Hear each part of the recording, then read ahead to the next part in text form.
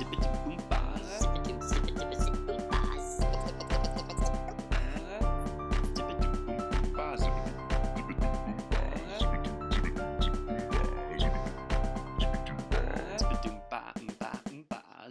everyone, my name is Reese Lindmark and you are listening to The Reese Show. On the show, we're trying to clarify what a good future looks like. I know we're all a bit sad about late-stage capitalism, and we want to transition to something, but we don't really know what's next. So, on the show, we interview experts about what is emerging, this beautiful future vision that we can all lean into. I hope it gives you a sense of purpose and clarity about the future. If you like the show, feel free to do something about it. You can leave us a 5-star review, you can tell your friends, you can name your first child Reese, whatever makes you happy. And if you really dig it, we have an online school called Root, where we help folks understand these root level systems to find our route forward. We have cohorts of world-class systems thinkers that run every couple of months. So if you're interested in that, check us out at root.co. That's ROOTE.co. Thanks. Today I chat with Jill Carlson, a VC at Slow, and we chat about Coinbase's decision to become an apolitical organization, and also about Jill's work in crypto, and especially how it's used to combat authoritarianism around the world. Enjoy. Hello, listeners. Today I'm excited to chat with Jill Carlson. Jill is a VC at Slow and a co-founder of the Open Money Initiative, which is a nonprofit research organization looking to guarantee the right to a free and open financial system. I love her skepticism and desire to build crypto for the public good. Jill, thanks for being on the show and welcome. Thank you so much, Reese. It's great to be here. Yeah, excited to chat about stuff. So I think the first thing to chat about is news, and the Coinbase post recently within the crypto world, which for listeners who don't know, Brian Armstrong wrote a thing that said, hey, we want to be apolitical, like no politics stuff in the office. And it was 5% of Coinbase's employees left after that, versus on the other side, this guy from Expensify just sent out a big email to all of Expensify customers that said, vote for Biden. And so I'm curious, what do you think about this? How companies should respond to these kinds of being apolitical or not kind of things? Look, I think that there are a few dynamics that are worth addressing around this. I think that the first is that for the last decade, perhaps even more, there's been this ethos, I think, amongst corporate culture in America in general, but really pioneered by Silicon Valley, of at work, your colleagues are your family, and you should be spending all of your time within the four walls of this startup because this is your home away from home, and you can bring your whole self to work. And that was, in turn, in its own turn, a backlash against what had been corporate culture in America previously, which was very sort of buttoned up, wear a suit to work, and leave your baggage at the door. Now, I think that you can't, as a company, as the executive team of a company, have your cake and eat it too, where you get to both say to your employee base, bring your whole self to work, and your comrades at arms here within the startup are your family. You don't get to say that and then also say, oh, but by the way, we're not going to be sort of political, we're not going to engage in political discourse. And that tension, I think, is really worth calling out, is that, and I can't speak to this with Coinbase in particular, but certainly many, many startups who are sort of the same size and shape as Coinbase very much try to drive this narrative of your workplace is your second home. And so, again, I think that tension is the first thing that's worth calling out here. I would say that the next thing that's worth calling out is the thing that I probably worry about the most, which is really the stifling of speech, and the stifling of being able to openly express views and opinions. And we can, of course, have a broader debate about whether whether it is appropriate to be expressing opinions within the workplace or not. That's obviously quite different from expressing them in the proverbial public square. But I do worry in general that first sort of very extreme instances of woke culture, of sort of liberal woke culture, has led to some degree of stifling of speech from the other side. And that this is now, what Brian Armstrong came out with is kind of a backlash against woke culture. And as opposed to championing, hey, let's make sure that there's room for healthy dialogue, let's make sure that we're not engaging in cancel culture within the company. To me, at least, what he said in his open medium post was very much saying, hey, rather than championing free speech, we're actually going to go the other direction and sort of stifle all speech and opinions around these issues. And so those are the two things that stood out to me the most about it, and that I think are worth really acknowledging in any response to the Coinbase decision. Yeah, I like that. And I like both of them. The first is the tension of like, oh, you should bring your whole self to work, but not that part of your whole self. It's like you kind of it's tough to have your cake and eat it too there. And then the second one of, hey, we do have this maybe I don't know if toxic is too far, but yeah, this kind of aggressive, sometimes performative woke culture. And so, as maybe a response to that, what we should do is say, hey, let's have like a discussion about this. And instead, what Brian did was canceled the cancelers or whatever, which I is love that, perhaps cancel not the great. cancelers. Yeah, Canceled the yeah, cancelers. no, I think that's right. I So, think do you that's think right. that, I mean, especially from a VC perspective, I mean, have you seen either your own portfolio companies or like, how would you? Because there is this issue of like focus, it's like, okay, how can you continue to focus on the things that you want to focus on while like crazy stuff happens around the world? Like, not everybody can care about climate change all the time or whatever. How, like, do you have any like recommendations for your portfolio companies or for companies in general?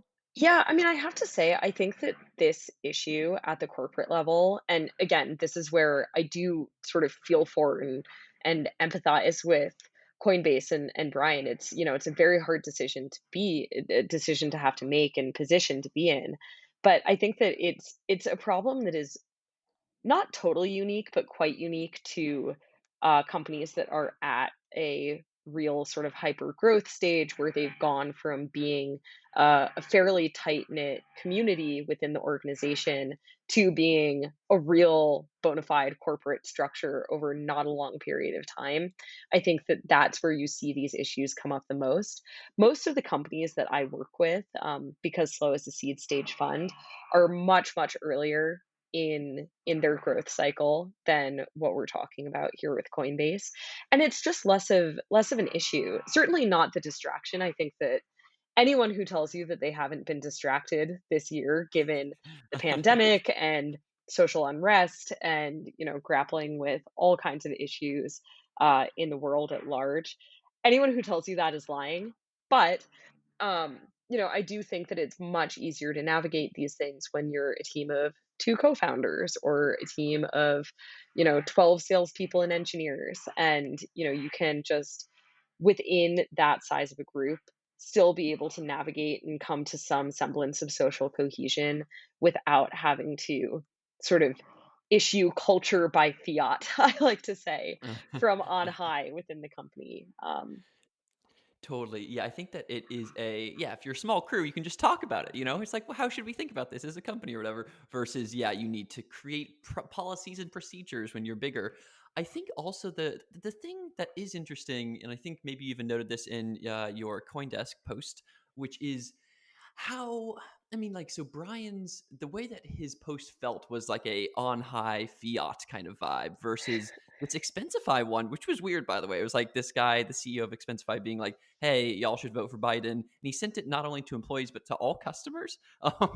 And it was like 10. Did you see that post, by the way? I didn't see it. I did hear about it in passing, and Yeah. when you mentioned it to me, I did look it up. But Yeah. Cool. I Cool. mean, look, I think that that is it probably more inappropriate because I think, to me, it just comes back to you have to start from principles here. And if the principle that you care about is the ability to express freely and have an open dialogue and value that open dialogue, then, someone in a position of power within your company or indeed, someone who's selling you something. Maybe that's not a position of power, but he certainly has, a wedge into people's inboxes.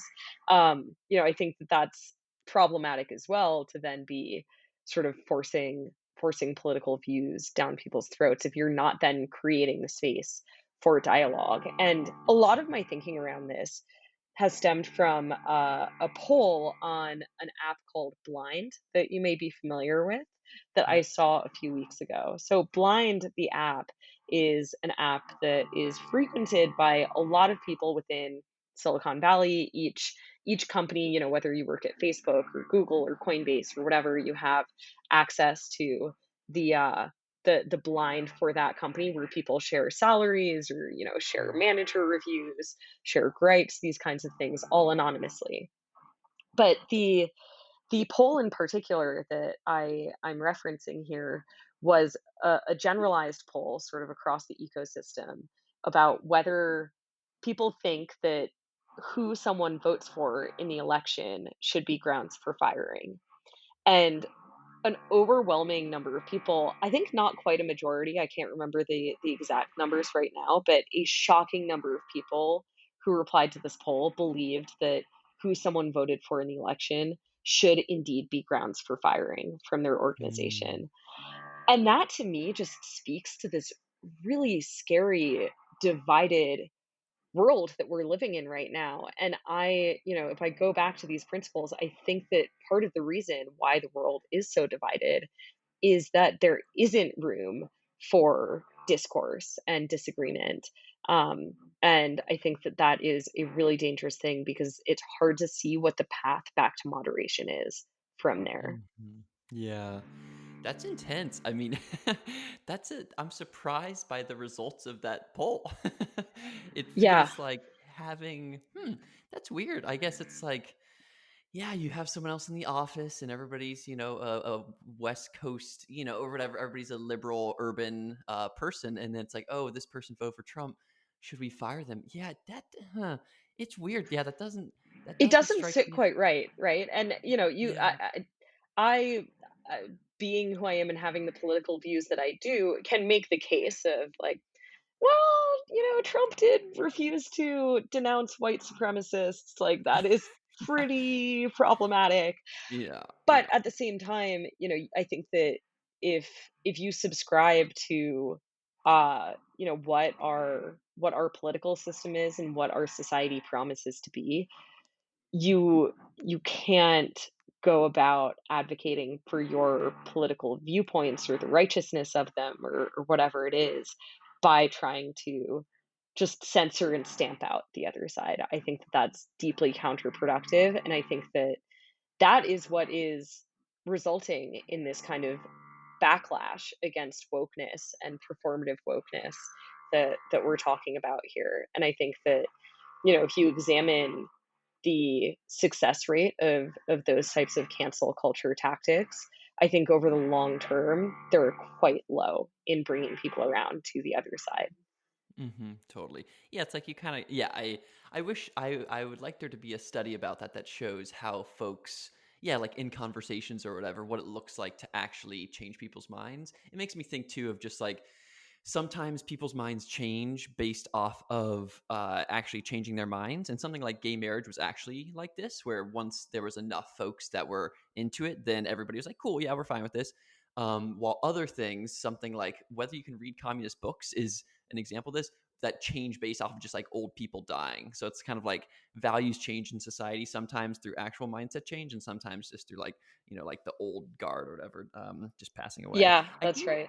That's I right. want to ask one other question here, which is just to push on this for a second, which is if there was someone in the office or whatever that was a, and voting for Trump does not equal white supremacist, but if there's someone in the office that was a white supremacist, or someone in the office that like went to or like actively took part in some kind of criminal activity with respect to white supremacy, then I guess that would be closer to grounds for firing. I'm just trying to see like at some point in time, if someone does something bad at work, you can, I don't know what the legal rules are, but like firing them at work feels okay. I just wonder where that line looks like, and obviously there is a conflation between voting for Trump and thinking that that person is actually that does these kind of actually really bad things. Absolutely, and I mean, look, I think that, certainly the instance that you describe where someone is sort of actively engaging in white supremacist culture, that is very obviously over the line to me, but I think that the reality is that there's a lot of gray area,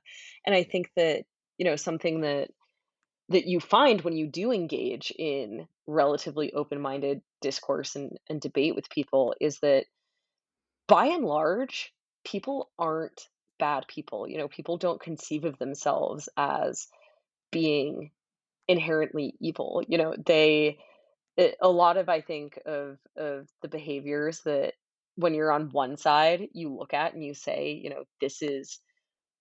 this is so obviously bad and unacceptable. If you do talk to the person who is subscribing to whatever the belief is, you might find that, oh, they actually have reasons and principles behind this that maybe you don't agree with, but you can at least hear out, and start to get a sense of and understand. Um, and again, I think that there are areas where there are very, very obvious lines to draw around that. Um, but then I think that there are a lot of areas that are much more gray, and that's very much worth acknowledging. So, kind of an Totally. unsatisfactory answer. I think it's very hard though to sort of theorize and come up with where the gray area is and how you delineate that. But But I it's even it's think at that's a least worth strong answer acknowledging in and that of the itself. area is gray. Exactly. You're No, generous. I think that that's powerful.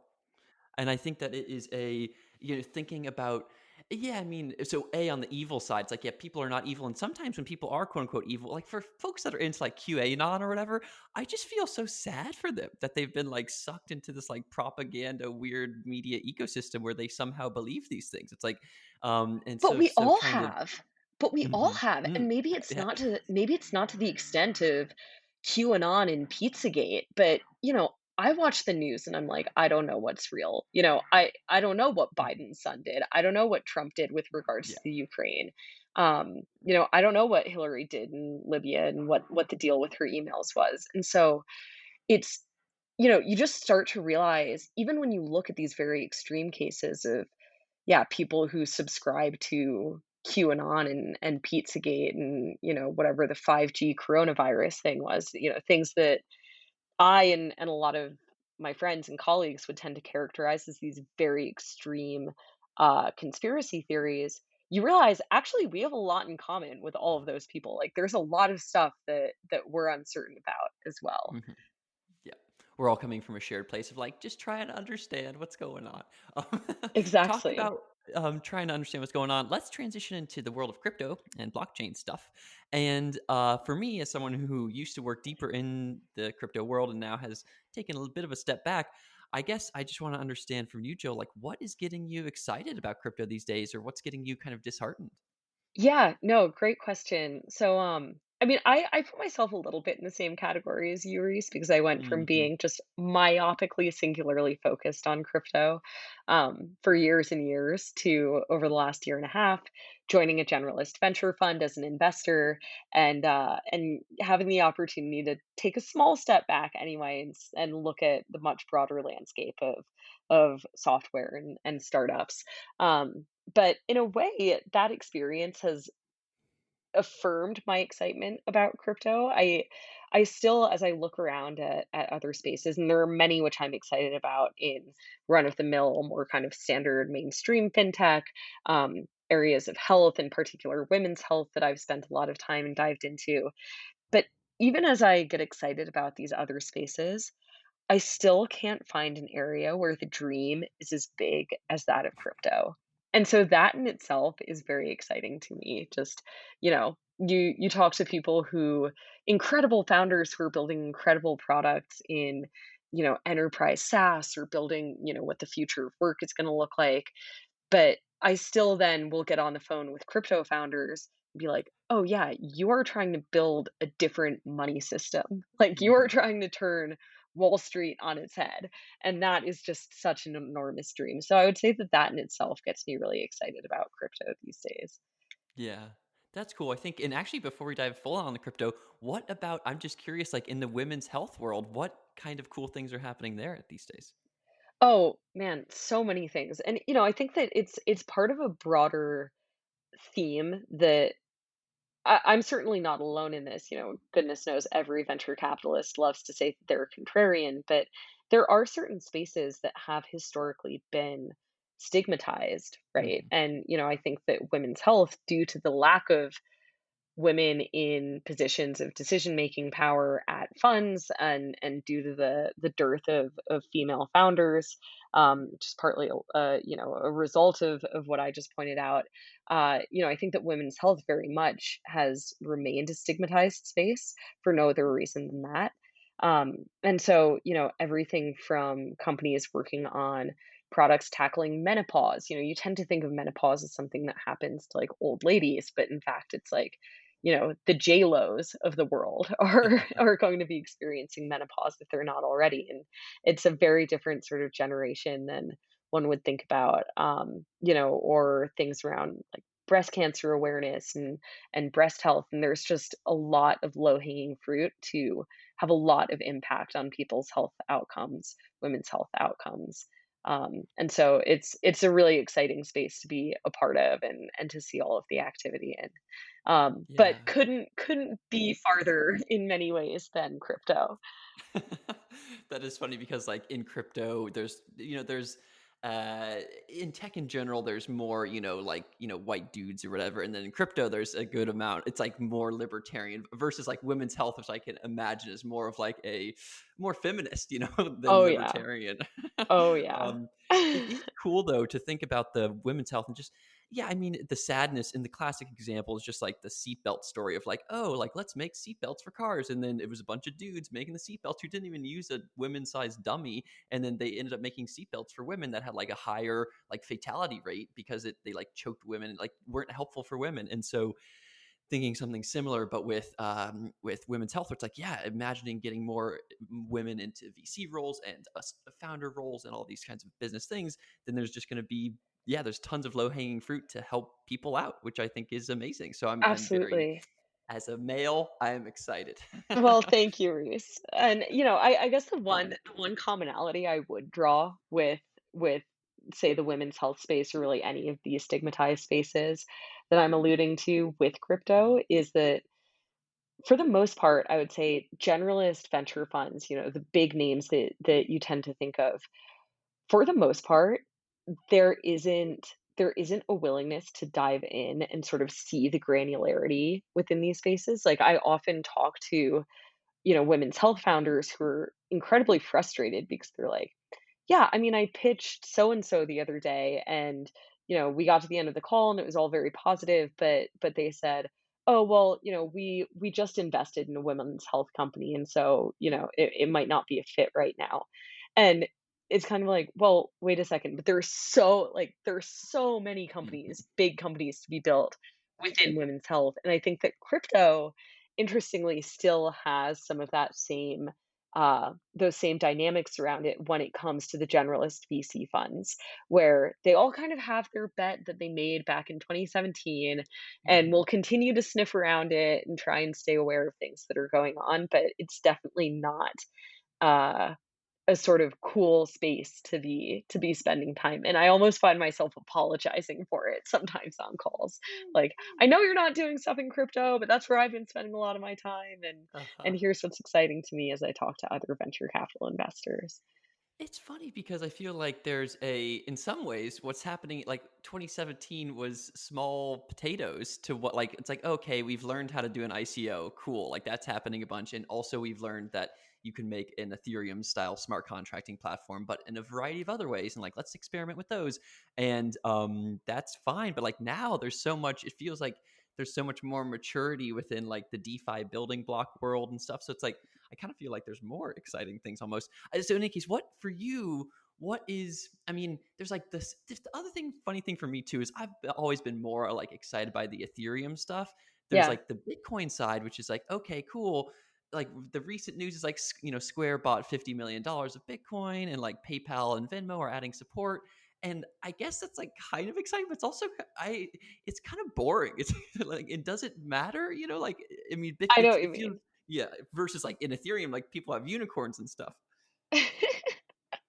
I know what you mean. I mean, Bitcoin, and I give Bitcoin a lot of credit for this, actually. I think that um Bitcoin just always kind of comes back to the fundamentals, both as a product itself and sort of the Bitcoin community and ethos around it. Um, certainly back in the early days of crypto, sort of 2013, 2014, there was a lot of imagination around what Bitcoin could do and where it could go and colored coins. And, what if you have a Bitcoin on the blockchain that's representative of something of a security or of a diamond, and we can track things that way. And, there was a lot of imagination.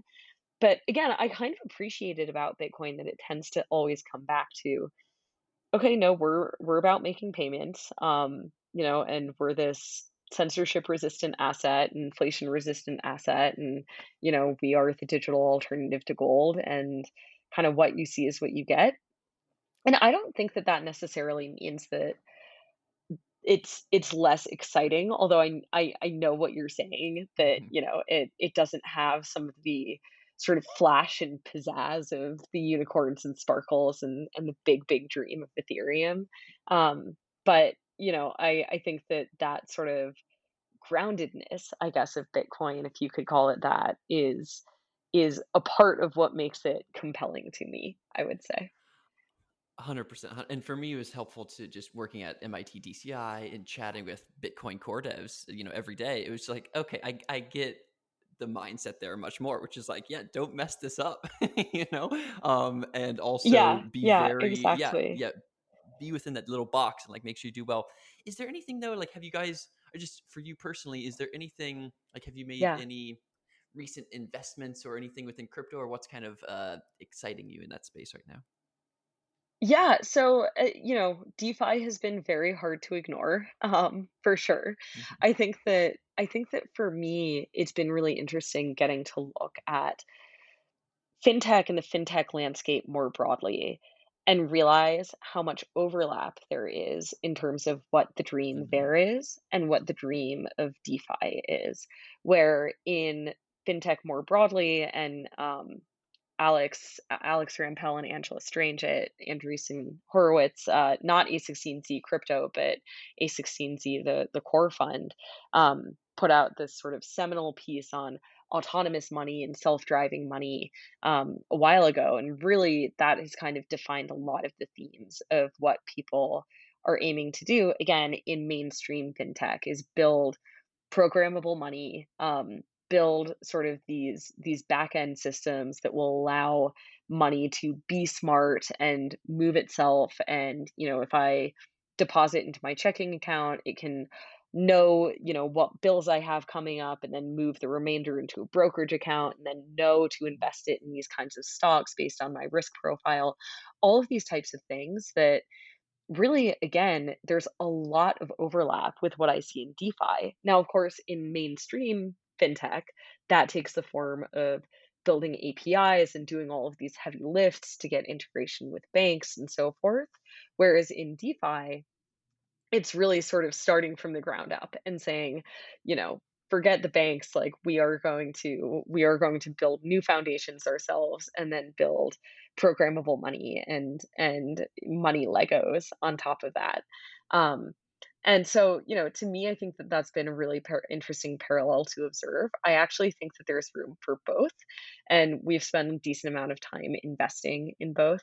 Um, at Slow. And so, it's kind of cool to see the interplay of that, and also just to see how similar the dreams are. But within DeFi, I mean, it's been impossible, obviously, to ignore how things have taken off over the course of this year. I'm very optimistic that, um, DeFi, that there are nuggets of real lasting value within DeFi. I will confess though, there is a decent amount that feels Yeah. very circular and very self-referential to me Yeah. within it. And so we'll see if the house of cards stands when all is said and done. Mhm, mhm. Or rather, yeah, if and when it falls, what parts will fall, and yeah, if you're all the yeah, I agree. If the it kind of I like that concept though of the taking the world from traditional fintech and applying it to DeFi and vice versa. Is there like a maybe could you give a specific example of something from,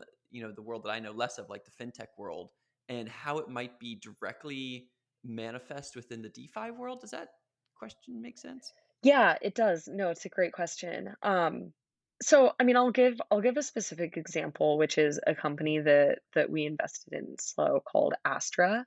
Hmm. And again, the long-term vision of Astra is really to be able to create an app experience for retail where you can link up all of your different accounts, and then those accounts can smartly route to each other. And that's kind of the holy grail, right? And what they realized very quickly as they were creating this consumer app was, oh wait, okay, actually the back end is going to be the heavy lift, and we need to go in and build basically all of this middleware to plug into each of these different institutions and all of this legacy financial infrastructure in order to be able to smartly route things between each other. And that, when I look at what people are doing again with sort of programmable money and even some of the yield farming stuff where, people are, depositing funds in one DApp in order to get tokens that then they're staking in another DApp. And, it's all with this view towards trying to optimize sort of financial yield and return and, also taking into account safety. And a lot of people are talking about with the sort of aggregators, right, of these different DeFi applications, the ability to just put money in and then have it sort of smartly route between all of the different dApps that are out there and be able to sort of smartly go to where liquidity is needed and get yield from that and so forth. And it's a very I think that it's a very clear parallel in terms of what the end goal is. But of course, in one, we're saying, okay, we're going to be perhaps a bit more grounded and realistic about how much we can build over what period of time and what behaviors we can ask the general population to adopt or change. And that would be Astra, right, which is very much building on the legacy system. And then on the other side, of course, we have DeFi and these DeFi aggregators, which are just starting with completely new money and new forms of tokens and so forth, and is a much bigger lift in terms of behavior change, but also potentially very interesting, of course, just because the dream and the vision is so big. Yeah, yeah, that makes sense. And I think yeah, just like the idea of, I mean, it sounds dumb, but like smart money, where the money itself is, running around, going to the places where it can get the most yield.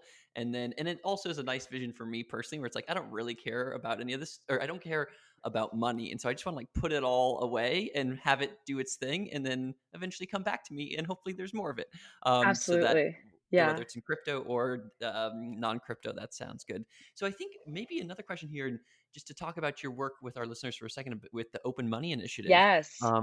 What kind of, I guess maybe give like a high level overview of it and like what y'all are doing these days. Yeah, absolutely. Happy to. So, the Open Money Initiative, as I mentioned, or as I think you mentioned and introduced, Reese, is a Mhm. nonprofit research organization that looks at how people use money, really specifically in closed economies, in failing monetary systems, and really just in general in places where money isn't working for them. And so, a lot of what we look at is how people are hacking the system, not necessarily using cryptocurrency, but managing to get accounts offshore in places that have capital controls or experiencing inflation.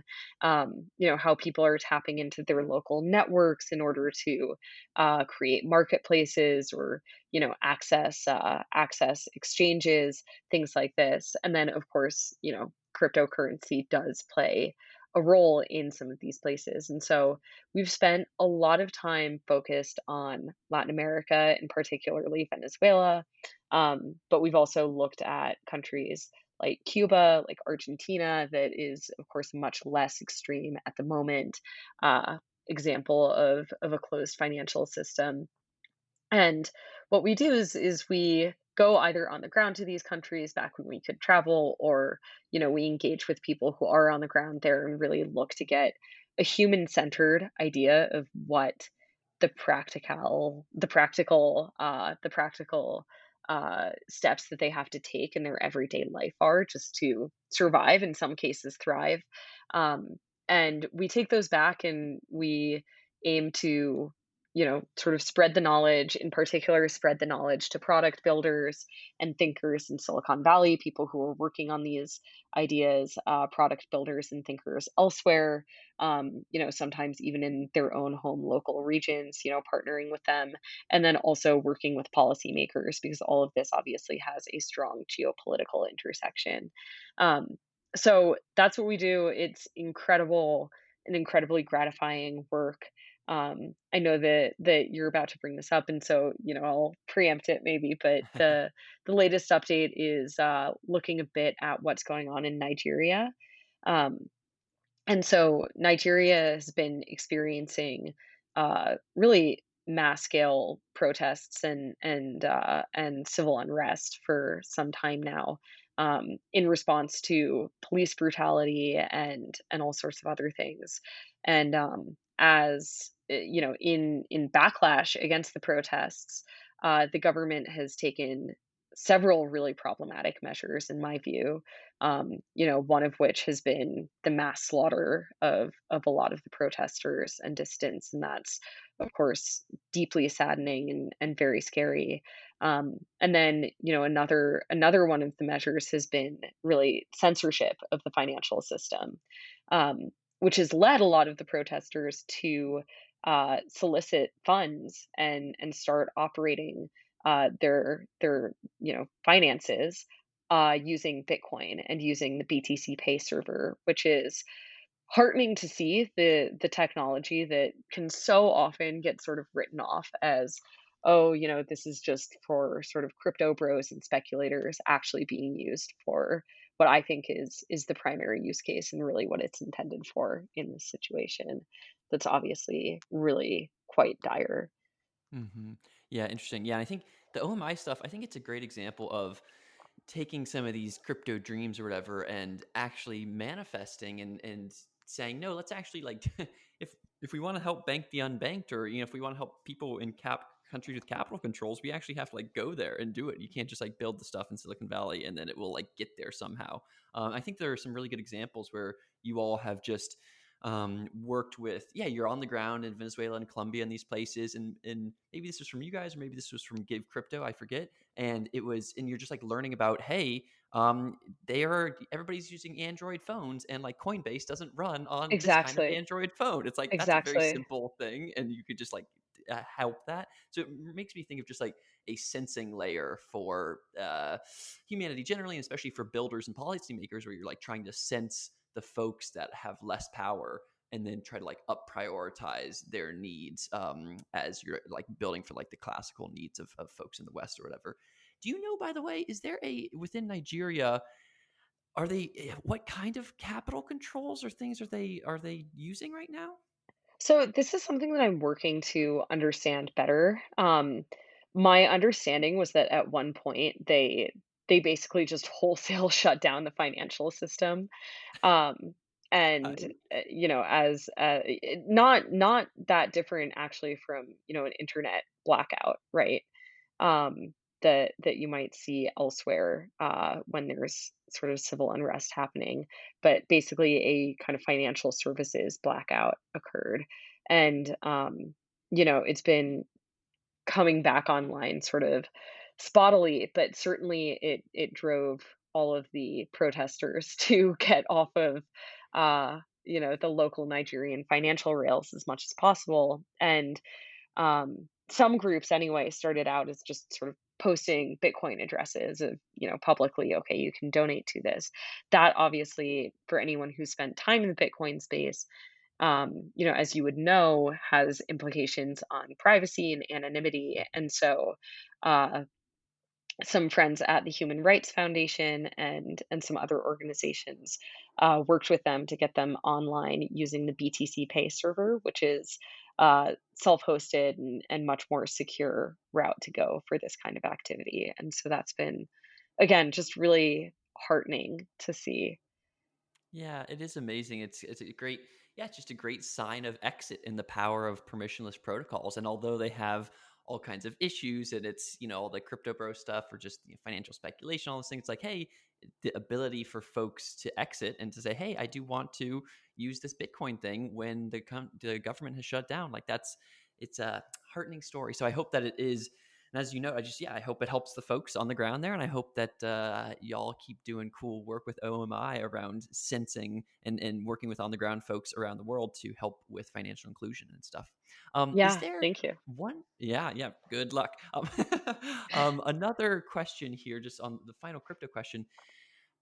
Thinking about, so when I taught blockchain ethics at MIT, there's a lot of pieces of how cryptocurrency or changing these Lego primitives of money, how that can affect the world.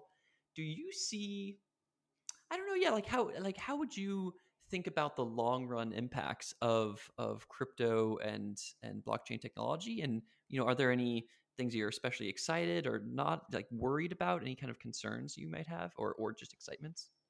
Yeah, absolutely. I think that I tend to think of Bitcoin specifically and cryptocurrency broadly as uh, sort of chaotic neutral, if you will. If you have chaotic good, chaotic evil, chaotic neutral, insofar as I think that it is very clearly a disruptive force. It runs very counter to a lot of how the world works today. But it is also very neutral insofar as, who has access to it, who can use it. And so, one thing that I always like to highlight around this is something that became very obvious as we were doing our research through the Open Money Initiative in Venezuela specifically is, okay, yes, there are people, I spoke to young women who were engineering students who managed to spin up Bitcoin miners, and that's their entire family's income now. And it's saving them really in this crisis that the country is experiencing. But who else is using Bitcoin in Venezuela is the government and the exact people who are creating and perpetuating these really problematic policies. And so that's where I think, again, it's just important to acknowledge like this is a tool. It is neutral in that sense, and we don't get to choose sort of who picks it up and uses it for their own purposes. Um, and so it's hard for me to say, is this net positive, net negative? Um, is it important? I think that's absolutely true, but it is very much worth acknowledging that it cuts both ways. Hmm. Interesting. I think that the neutrality piece. So I definitely hear that, and I think, and there's the classic, is tech neutral or is it not debate, and how should these permissionless protocols, yeah, how permissionless should they be, and how much should they have friction or what have you? Do you feel like there's a bit of a, I'm just thinking about like modern day Web 2.0 or whatever, like GAFA stuff, and how that claim of technology being neutral is something that they would try to do and say, hey, it's a neutral piece of technology. If white supremacists want to, like, say, kill the Jews or whatever on our platforms, like, that's okay. How do you kind of reconcile that with, like, as more intense things or whatever start to happen on these with with permissionless money, like, how and should we add more friction back into the system? Do you guys see what I'm saying? I think that that's happening on its own. I think that if I look at Mhm. the way that regulation is trending, it's towards more, not less, more restriction, not less. Um, And I think that for that reason, I tend to worry less about that direction of it. I think that regulators kind of have that handled. I tend to actually worry more about the other direction, about it going too far to the point where those who do need it can't. And another reason for that that I think is worth sharing is just that based on my research and firsthand knowledge and secondhand knowledge and experience, those who have power and resources will always find a way to do what they want, whether that's money launder, whether that is transfer of funds, whether that is tax evasion, um, whatever sort of nefarious activities. If you're rich and powerful, you will find a way to do that. I think that, it's at the individual level that things become very hard. And, again, as we see with dissident groups around the world, um, they are clearly the groups who are not in power in the various situations and circumstances, and it's them who then struggle. And so I think that that's something to consider as we continue to add and roll out regulations and restrictions, is just who is this hurting, and why, and make sure that we're making the appropriate trade-offs around all of that. Yeah, that makes sense. And I think, and I agree with your pushback there, which is like, which is true, which is that the regulators, they already, there's, thousands, tens of thousands of people who are already worried about how money flows around the world and making it flow in an okay way, and probably surveilling a little bit too much. And so, if we can be on the side of, hey, let's make sure we actually build up this stuff, that's the place where we need more kind of emphasis and attention. So yeah, I think Yeah, that makes sense. yeah. As one final question here today, Joe, I think something I just want to ask you about. You're relatively. Have you been a venture capitalist for a year now? How long has it been? Something like that. I think like 15 months, between a year and a 15 year and a months. half. Cool. Yeah. A year to year and a half. Something that I just want to ask about is just like, venture capital life and how it is. I know it was just funny for me as I was getting deeper into Twitter land and doing these things, and like learning that, like, oh, there's all these other, like, it was like there were cool other random curious people about this stuff, you and Catherine Wu and a bunch of other folks who all ended up just like becoming VCs. And I say that with a kind of a negative tone, and I don't mean it in a deeply negative tone, because I some of my best friends are VCs. And I just thought for myself, like, how, like, do I want to go down this path? But it's also like, I don't know, there's something about, so I don't know, what do you think?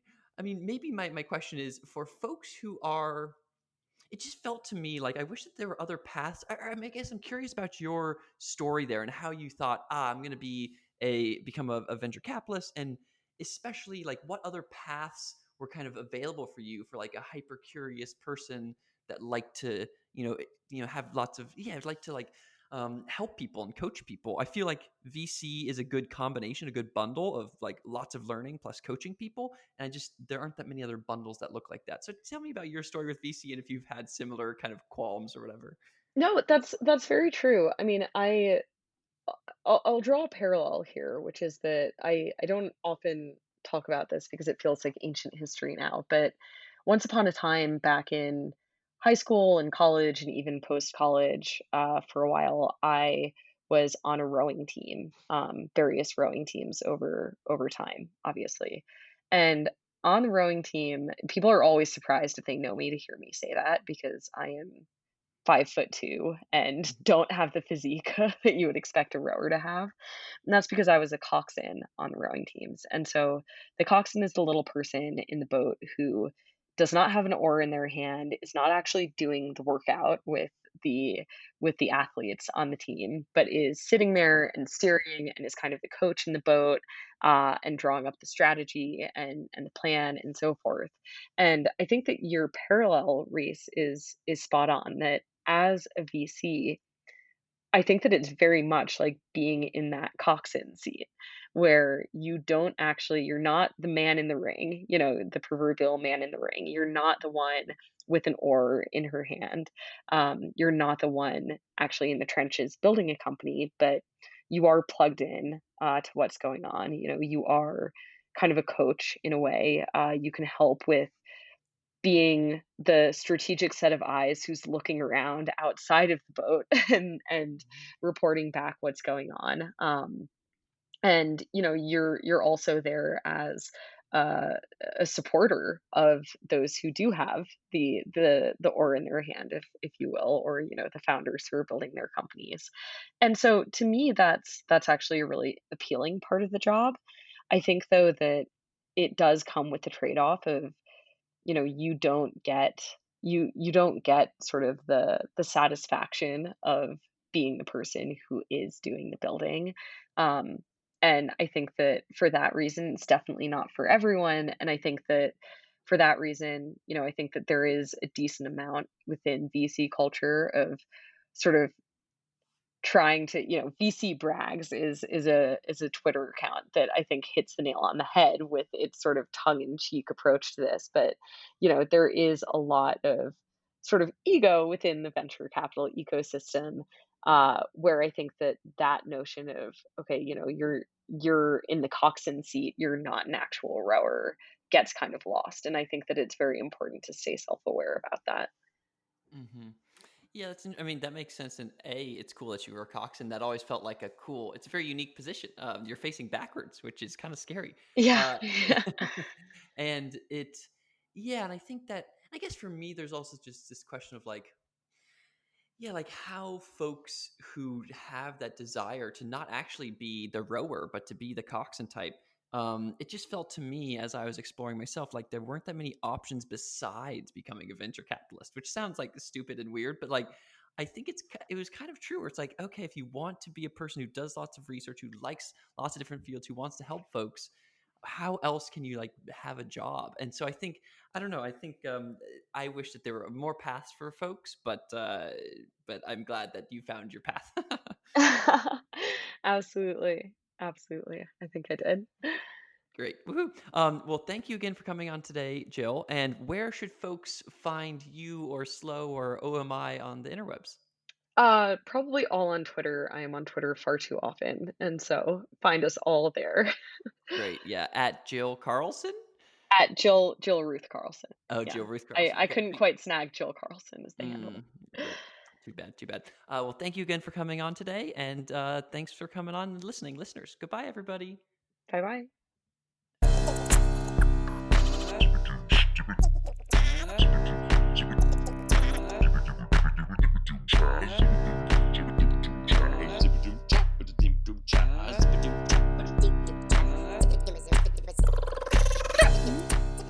Hope you enjoyed that episode. I want to have two quick notes here. One is I really like what Jill said about making sure that what we're doing is effective when we think about cancel culture and wokeness. And I don't know the best way to get at this, but the underlying ideas behind so much of social justice activism are so good that racism and sexism and unconscious bias and systemic oppression exist and are bad. Like, that's amazing. And the question then is, how do we convert that into real change and, KPIize it and stuff? So that's one thing I'm thinking about after this episode. And the other thing I want to highlight is, Jill's comment that tech is neutral. And I agree with her, and you saw me push back a bit with her in the episode. And I think she responded well with the idea that regulation is already doing lots of work, especially around the cryptocurrency side. So she's not as worried about the builders themselves making sure things are good. But I do just want to push back on this idea that tech is neutral. And I think that you can turn it into kind of a broke, woke, bespoke thing, where the broke perspective is that tech is not neutral, that you have that it is the problem, that Facebook itself is the problem. And then the woke perspective is, no, Facebook's not the problem, people are the problem. Facebook is just a reflection of society. This is the tech is neutral perspective. And this is kind of the same perspective as the guns don't kill people, people kill people. But I think the correct perspective here is not tech is neutral or tech is not neutral, but rather this third way, that is the libertarian paternalism perspective, which states that we both build tech, so we kind of determine what kind of neutral or non-neutral tech we're building, and B, we can place frictions on that tech that can maximize positive or minimize negative outcomes. So as an example of this, Mastodon, the peer-to-peer messaging service, on their homepage, they tell a story about queer folks hanging out on Mastodon. And what they don't do is tell a story about, alt-right folks using Mastodon to, decentralize, in a decentralized, censorship-resistant way, destroy or run people over at a protest. So you can kind of add these frictions that nudge people towards the positive outcomes we want. Or as another example, we are the ones who are the builders of tech. And so with Mastodon as an example, yeah, it's of the most neutral, censorship-resistant platforms, but actually they added in some lines into their code that actively, censored Gab, this weird alt-right platform. And so I think that it's important to, whenever you hear tech is neutral or tech is not neutral, to push back on either of those perspectives and to think from this libertarian paternal perspective and the frictions and incentives that we place around tech as we build it. Great. Thanks and goodbye.